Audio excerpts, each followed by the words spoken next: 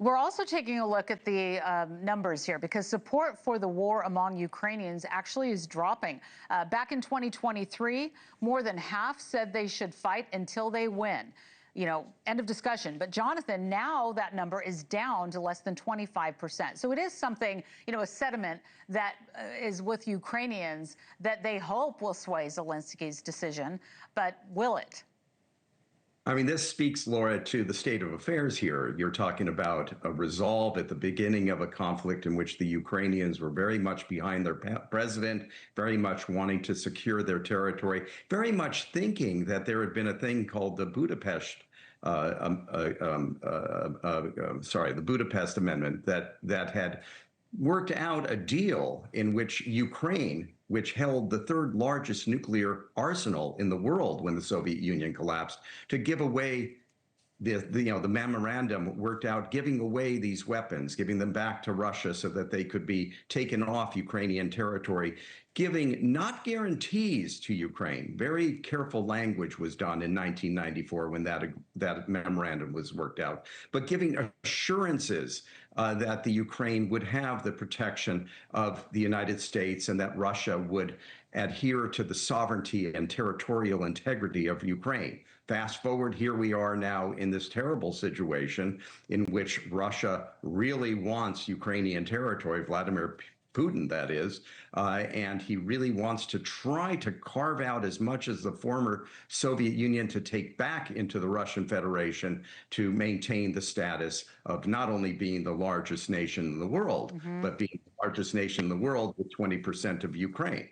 Ambassador, I want to ask you to weigh in on that, about the support that Ukrainians have for this war. As we take a look at this map together, with you and Jonathan both being so familiar with the land that we're talking about here, I mean, it looks like the size of Italy. It's huge.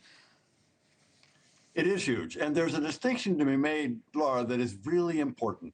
First of all, 70% of Ukrainians still oppose ceding any land to Russia on a legal basis.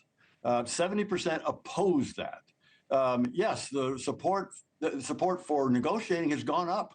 That is certainly true. The Ukrainians have been fighting for 3.5 years. They're tired. They're really tired. They want this war to end.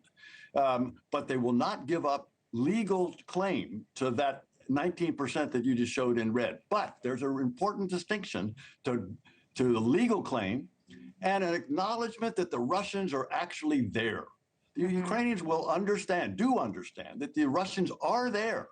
They can't do anything about it right now. They're trying to defend themselves, trying to keep it only 19%, but the Russians are there. And that could be the basis of an agreement that temporarily, the Ukrainians will say, temporarily we acknowledge that the Russians are there in that 19%, but we'll never acknowledge their claim, their legal claim to be for that 19% to be part of Russia. And they don't want, the Europeans won't either. And they don't want us to recognize that legal claim. That could be the basis of some kind of an agreement. All right, Jonathan, I'll give you the last word. I only have a few seconds. Look, the stakes are huge. When I was working in the former Soviet Union in Ukraine, when I interviewed the president of Ukraine in the early 90s, two presidents, there was such euphoria. There was this sense that Ukraine would become a Western nation, would enjoy the protection, even though it wasn't legally bound in that memorandum I'm talking about, but that the United States, Great Britain, and even Russia would adhere to that agreement, as it were, even though it was not legally bound. Here we are today in this horrible situation in which the Ukrainian people, as Ambassador Taylor has said, have got to swallow probably some very bitter pill, especially around Crimea, which is so strategically important to the Russians in terms of military, but the Donbass region, which is such an industrial and energy sector area, hugely important to both the Russians and the Ukrainians. Right. Massive compromises here. Got to leave it there, but all eyes on Washington tomorrow. Senior Policy Advisor and Global Affairs Analyst Jonathan Wachtel and former U.S. Ambassador to Ukraine, Bill Taylor. Great panel. Thank you both very much for joining us today, and we'll talk again soon. Thank you for watching. Subscribe below and download our NewsNation app right now on your phone, and you will get fact-based, unbiased news for all Americans.